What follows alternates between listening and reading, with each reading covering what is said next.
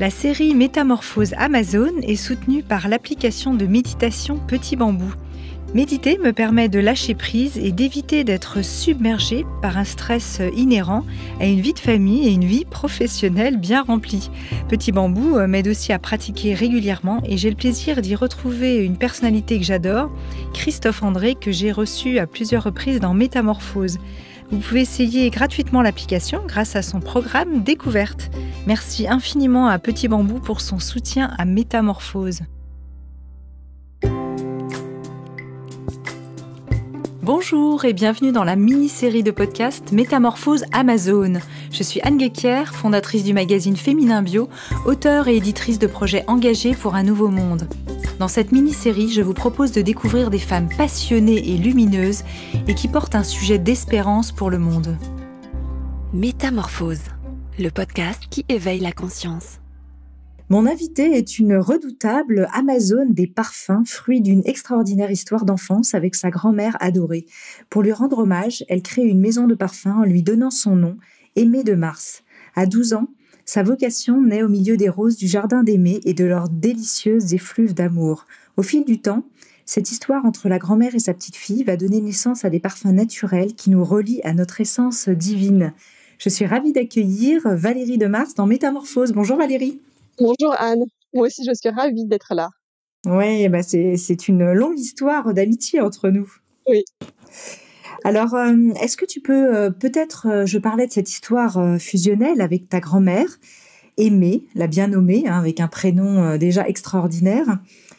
Qu'est-ce qui s'est joué justement dans ce jardin quand tu étais enfant ? Alors en fait, ma grand-mère, c'était l'amour inconditionnel.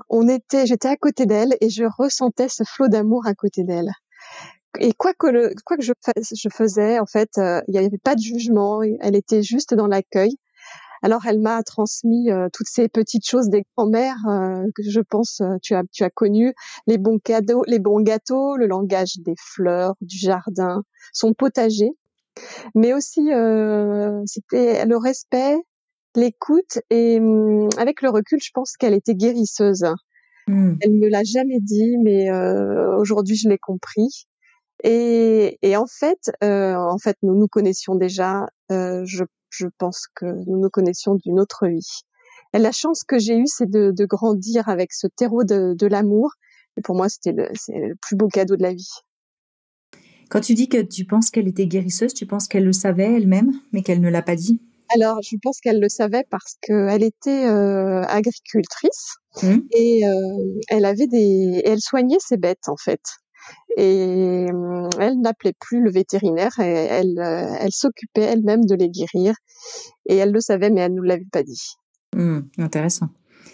Alors cette histoire prend sa source aussi justement au pied d'une source dont vous avez hérité en fait dans votre famille qui s'appelle Saint-Genulphe, c'est ça ? Oui, c'est ça. Saint-Genulphe, qui est une source dans le Loiret, dans le 45. Et c'était ma grand-mère qui l'a rénovée puisque quand elle l'a eue, c'était plein de ronces, il y avait plus de toit, plus de tuiles. Elle l'a rénovée et puis elle l'a transmise à mon père qui me l'a confiée. En fait, c'était écrit depuis que j'étais toute petite parce que je venais m'y ressourcer. Je m'asseyais contre le mur et je me recueillais. Je pense que je méditais sans savoir ce que je faisais. À l'époque, j'avais 10 ans. Je ressentais juste que j'étais bien. Voilà. Alors, c'est un lieu très puissant car l'eau vibre très fort. Elle est énergisante, elle est harmonisante. Cette source était connue par les Celtes, en fait, depuis toujours. Et puis, elle a été christianisée par Saint-Genulphe. Il y avait aussi des pèlerinages au début du XXe siècle. Et ces pèlerinages, je les ai refait vivre depuis 3 ans à l'équinoxe, le 21 juin, à la Saint-Jean-Baptiste. Merveilleux. Et en fait, on parle de cette source parce qu'on en parlera après. Une partie de l'eau de tes parfums provient de cette source très puissante avec un taux vibratoire élevé dont tu parlais à l'instant. Alors, comment est-ce qu'on devient né ? Est-ce que tu as une formation de nez ? Est-ce que c'est important finalement de se former ou toi, c'est venu spontanément ? Alors en fait, j'ai fait l'ISIPCA qui est l'école de cosmétique et du parfum à Versailles. Bien sûr, cette école, elle prépare au métier de nez, et pourtant, quand on en sort, pour moi, on a encore tout à apprendre. La meilleure école, pour moi, c'est celle de l'apprentissage avec un parfumeur senior. Alors, je n'ai pas eu cette chance, mais j'en ai une autre. En fait, moi, je suis guidée vers les matières que je dois assembler. Ça, ça paraît un peu fou, mais ça vient des fleurs et des plantes que je rencontre sur mon chemin, ou des lieux, ou alors dans les lectures. En fait, tout arrive à point. Et puis en plus, en parfumerie naturelle, il faut savoir que on a tout à réapprendre parce que la palette est moins large. On n'a que 400 matières premières contre 4000 en synthétique. Et on a un enjeu qui est le sillage, qui est la tenue. Et là, c'est tout l'enjeu d'assembler les huiles essentielles entre elles pour obtenir cette tenue, parce que nous n'avons pas les muscles synthétiques qui nous apportent la tenue. Alors justement, peut-être pour revenir un petit peu en arrière, tu as créé cette maison de parfum, je le disais en introduction, Aimé de Mars. Et toi, tu fabriques du parfum naturel. Alors, qu'est-ce qui distingue un parfum naturel d'un parfum de synthèse? Ce serait intéressant que tu puisses un peu nous donner la différence entre les deux, parce que je crois que c'est pas toujours très clair pour le grand public.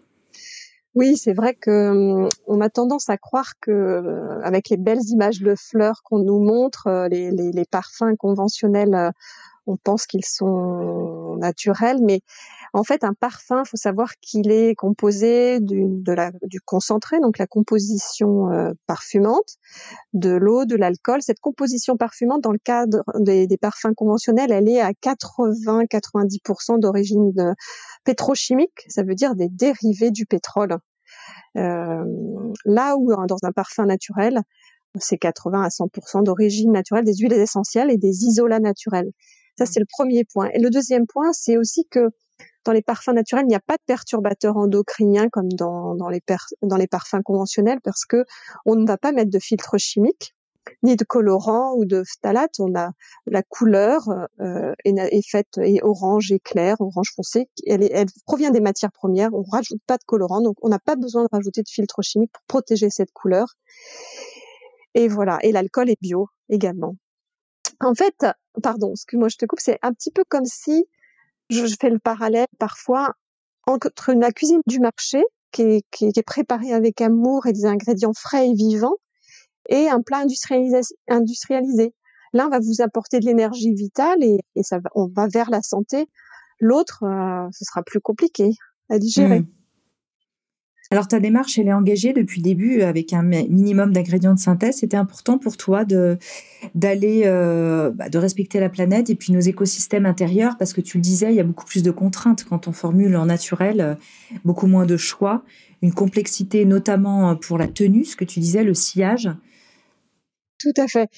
Alors, pour moi, ce qui était important depuis le début, c'était de composer des parfums qui sentent bon, mais qui nous fassent du bien. Et en fait, je crois qu'aujourd'hui, je peux dire que je suis une messagère un petit peu particulière. C'est pas avec les mots ou les notes de musique que je vais m'exprimer, mais c'est avec les extraits de fleurs, de bois, d'épices et de fruits. Et en fait, j'assemble les plantes pour transmettre mon message, celui de l'amour inconditionnel, de la terre, de l'eau, des plantes envers nous, et transmettre leur énergie, leur vibration dans un parfum. Voilà, c'est ça ma mission. En fait, retransmettre la beauté d'un lieu, le message et le bénéfice particulier d'une fleur pour nous guider ou nous guérir. Et donc, pour moi, c'est cette façon de respecter à la fois la planète et notre écosystème corporel, puisque c'est le message, voilà, qu'il y a entre les deux. Comment est-ce qu'elles peuvent nous guérir, justement, ces plantes, ces fleurs, à travers tes parfums? En fait, l'aromaparfumerie, c'est l'association des huiles essentielles et de l'eau de source.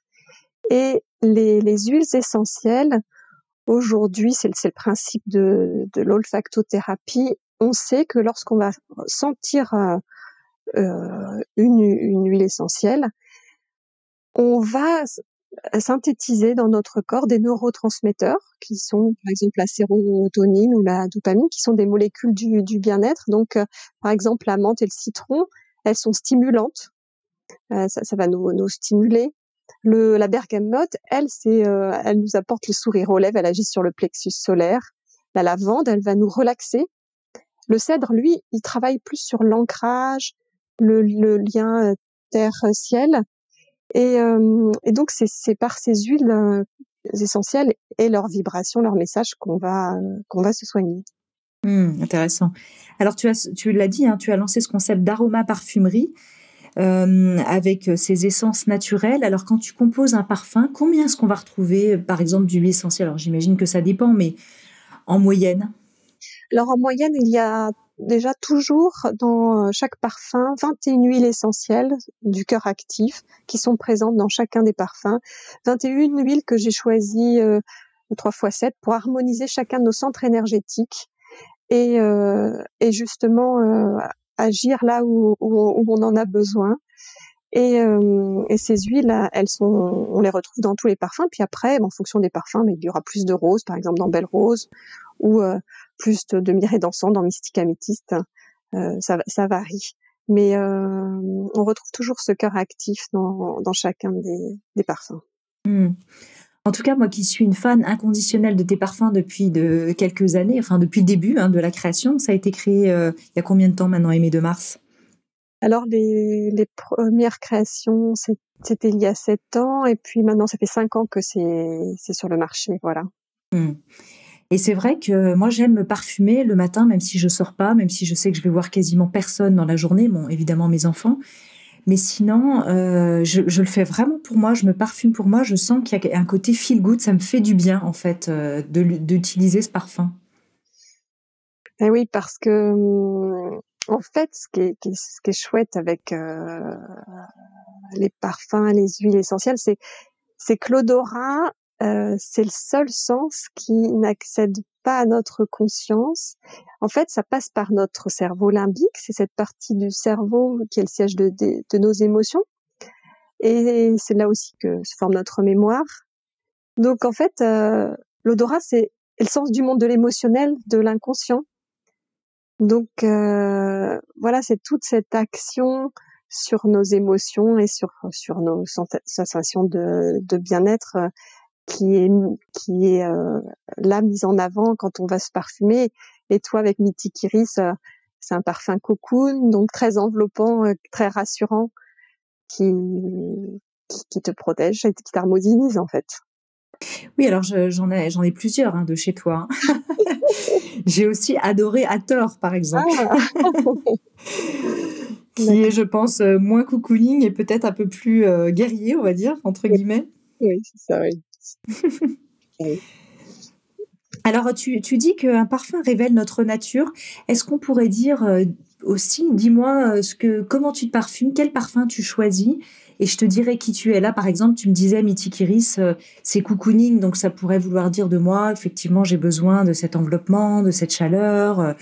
Voilà. Est-ce que toi, quand quelqu'un choisit un parfum, tu es aussi, alors tu es distribué aujourd'hui un peu partout, y compris dans des magasins bio, en parapharmacie, etc. Mais tu as fait pas mal de salons quand c'est possible, évidemment. Est-ce que tu arrives à déterminer un peu la personnalité, le caractère des gens? Alors, oui, mais c'est vrai que chaque parfum a été formulé selon la personnalité.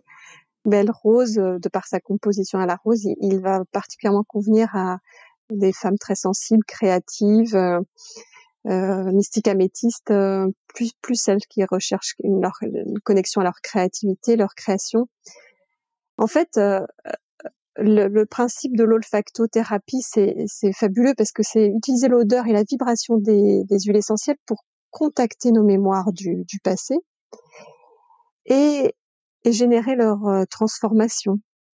Donc, il m'arrive souvent, parfois, quand certaines personnes sentent le parfum, il y a des émotions qui viennent et parfois il y a des larmes qui viennent et ça débloque des choses. Il y a une connexion qui se fait avec leurs souvenirs, avec la mémoire, avec des émotions qu'elles ont eues et ça libère et ça fait ce travail de guérison. Et en fait, en travaillant avec le végétal, c'est ça qui est fabuleux, c'est que en fait, Le végétal, il nous apprend beaucoup. Par exemple, le cèdre, ne va pas imiter le noisetier. La rose, elle n'est pas malheureuse de faire mal avec ses épines. Et pourtant, elle a un parfum qui est un parfum d'amour. En fait, je pense que le message du végétal, il nous dit de s'accepter comme on est, avec son ombre et sa lumière, sans vouloir changer, et s'accepter comme nous sommes, pour nous aimer tels que nous sommes. Et si nécessaire, le changement se fera doucement avec le temps. Et donc, en fait, c'est se rapprocher de sa propre nature. Ouais, c'est extrêmement puissant et beau comme message. C'est vraiment cette acceptation de notre dualité. Et tu parlais de mystique améthyste. Tu parles du règne végétal, mais tu formules aussi avec le règne minéral, puisque certains de tes parfums contiennent des pierres semi-précieuses. C'était important pour toi, cette alchimie? Alors, c'est vrai que je ressens la vibration des plantes, je ressens la vibration de l'eau, mais aussi des minéraux. En fait, la mémoire de l'eau permet de transmettre la vibration des pierres précieuses au parfum. Et c'est comme ça qu'est née la collection Les Élixirs, qui contient un éclat de minéral à l'intérieur du flacon. Belle Rose a un quartz rose dans son flacon. Donc c'est le quartz rose, c'est vraiment un quartz très bienveillant, très doux, harmonisant. L'améthyste, elle nous relie à notre créativité, à notre intuition. Et chaque pierre, chaque quartz comme ça va apporter un message vibratoire supplémentaire. Intéressant.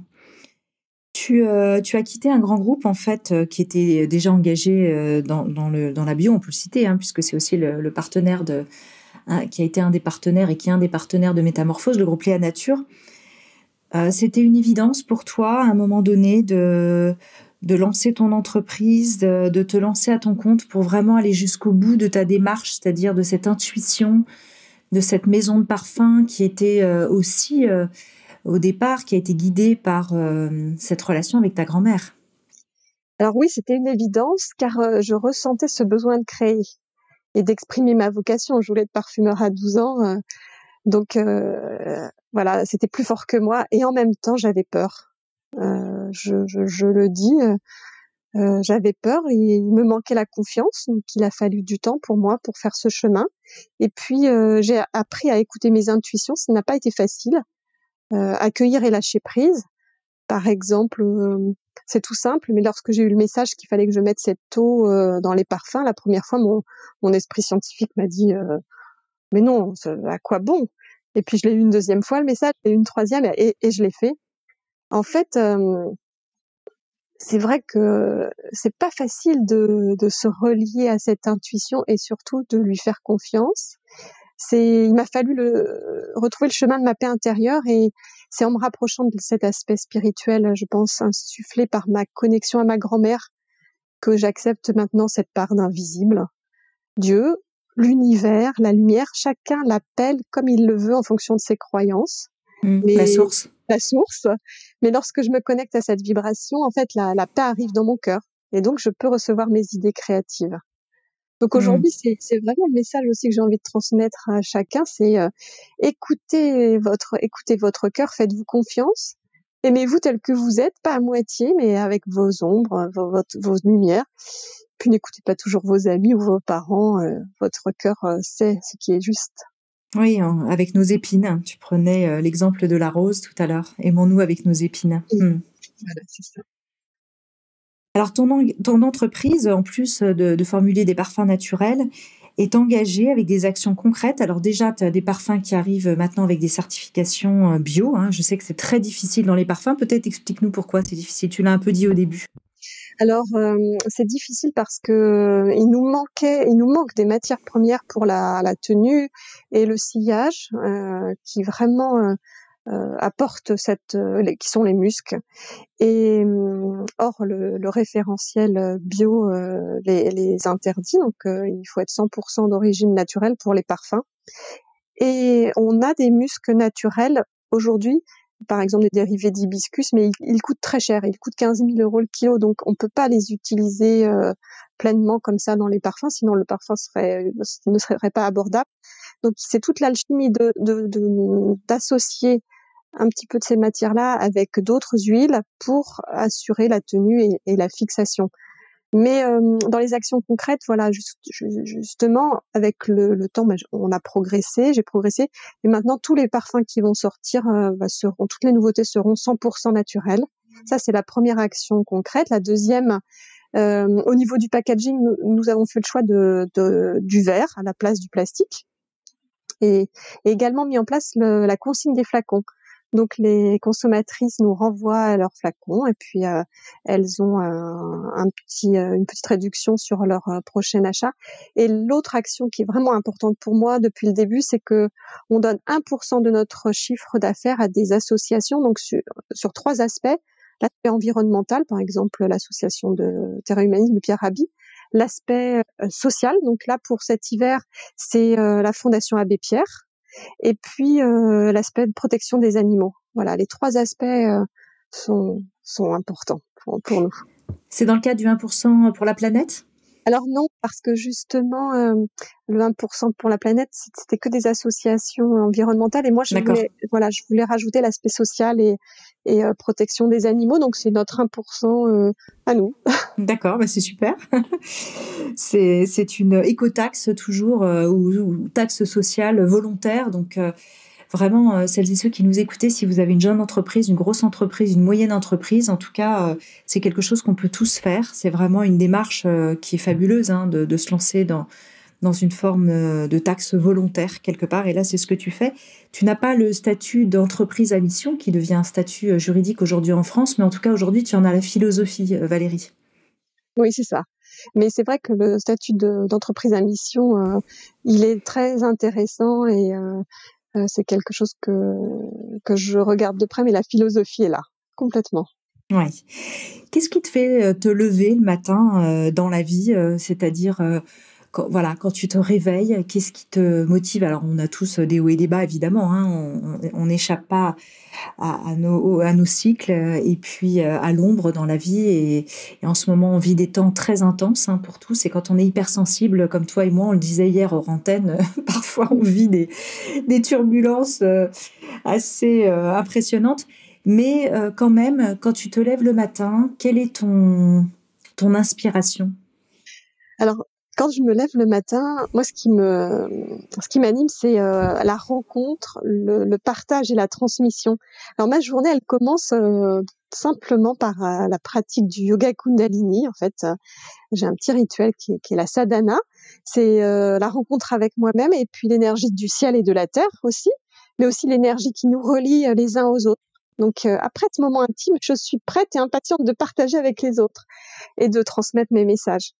Voilà, donc ça, c'est un rituel qui me met en joie et puis qui me laisse mon ego de côté. Il y a des matins où j'ai pas envie.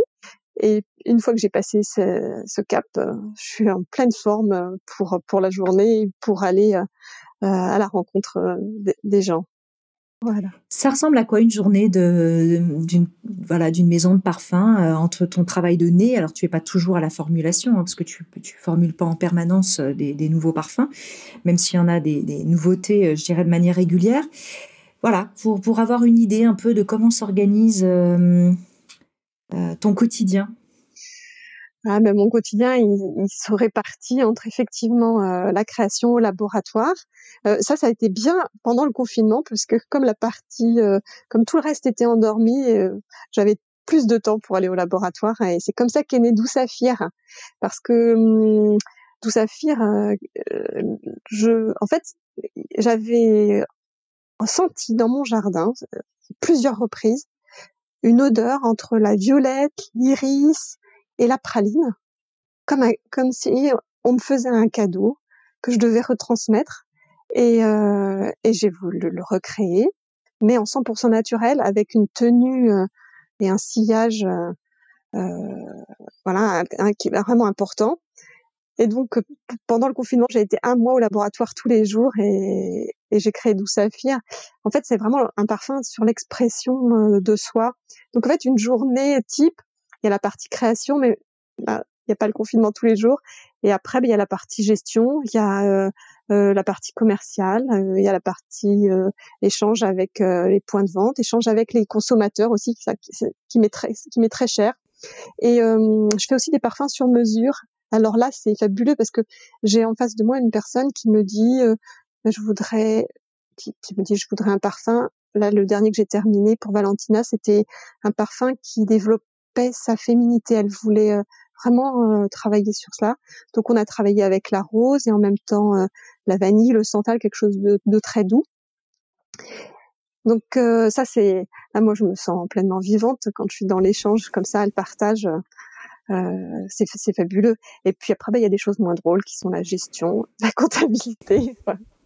Oui, j'imagine. Après, il y a aussi le sourcing des matières premières. Comment est-ce que tu t'organises à ce niveau-là? Évidemment, tu avais une grande expérience liée aussi à ton travail précédent chez Léa Nature. Tu connais extrêmement bien les filières. Tu fais partie aussi des associations Cosmé Bio. Tu es proche d'EcoCert, etc., des certificateurs. Donc, c'est un milieu qui t'est extrêmement familier, j'imagine, aujourd'hui.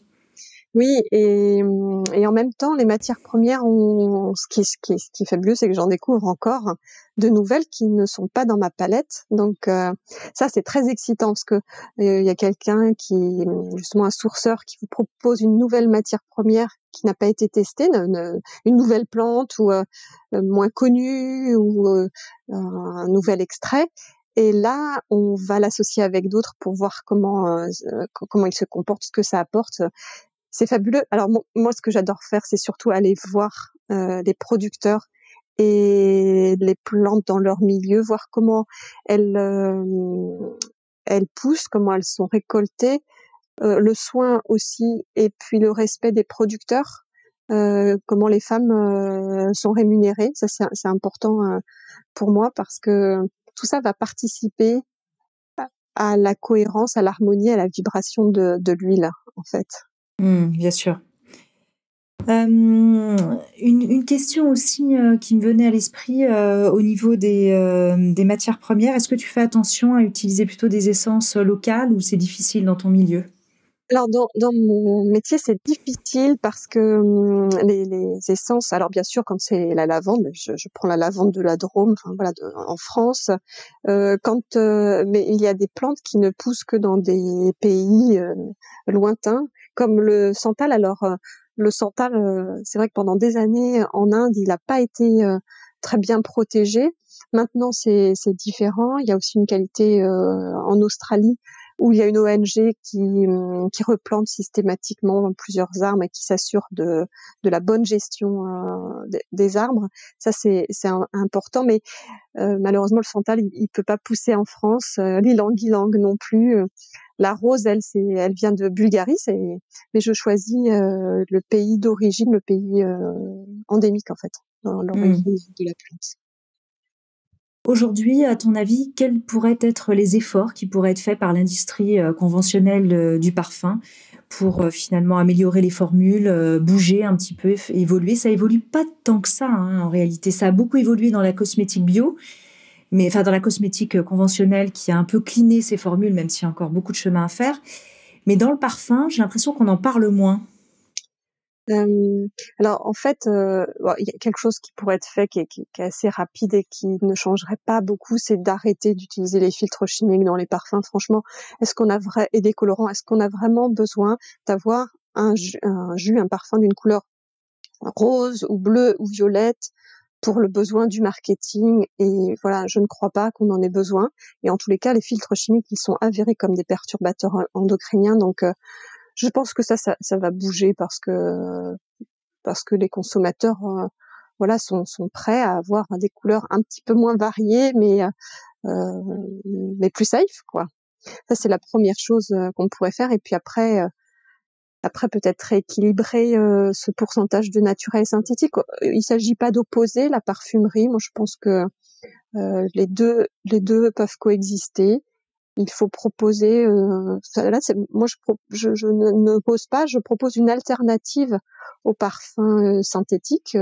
C'est en fonction de la sensibilité de chacun et puis de ce que chacun veut recevoir aussi.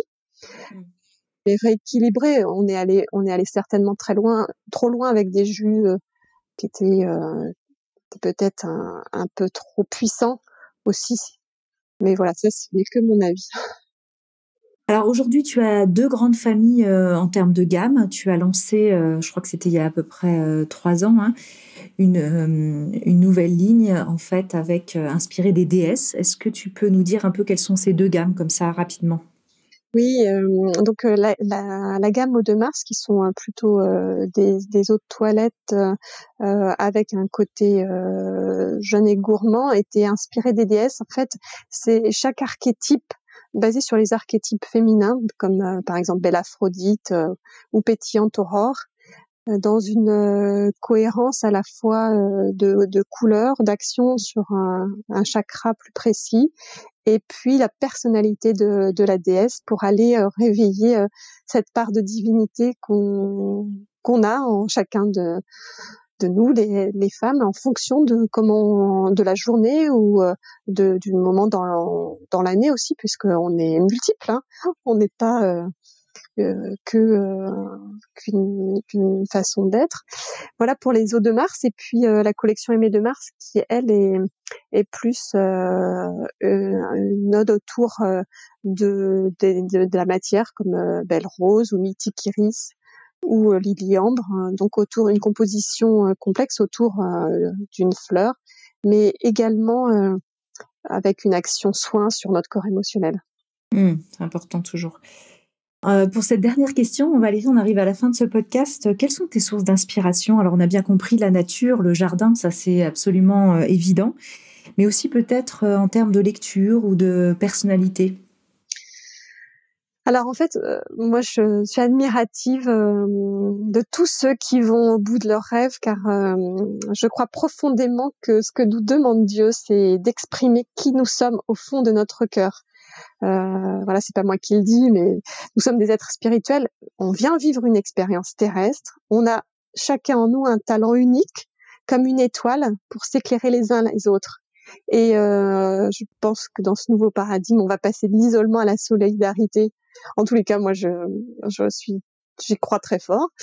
Alors, les personnages qui m'inspirent dans mes lectures, ça peut être, en ce moment, je relis parce que vraiment, je le trouve extraordinaire, ce livre très pragmatique, le livre de Bertrand Piccard, Changer d'altitude, ou alors Christiane Singer, que je trouve extraordinaire. Et puis Rumi aussi. En ce moment, je sais pas, je suis très connectée à ce grand poète soufi qui est magnifique. Je peux que vous conseiller. Et après, je suis admirative de personnes comme l'abbé Pierre, comme Nelson Mandela, comme Coluche, mais aussi de l'agriculteur qui passe sa ferme en bio. Je trouve que c'est très courageux aujourd'hui, ou de la maman qui donne tout son temps et sa patience à ses enfants. Ça, c'est un cadeau merveilleux. Donc voilà, allons au bout de nos rêves. Eh ben, merci infiniment. Cette interview donne vraiment du baume au cœur et donne envie déjà de découvrir évidemment tes parfums, puis de découvrir un peu plus qui tu es. On peut te retrouver sur les réseaux sociaux ainsi que ton site internet, bien sûr, et découvrir tous ces merveilleux parfums sur www.maisondemars.com. Merci beaucoup Valérie. Merci Anne et belle journée. Découvrez en avant-première les invités du podcast Métamorphose Amazon sur Instagram à l'adresse Métamorphose Podcast et surtout abonnez-vous sur votre plateforme préférée pour suivre tous les épisodes gratuitement. Métamorphose, le podcast qui éveille la conscience.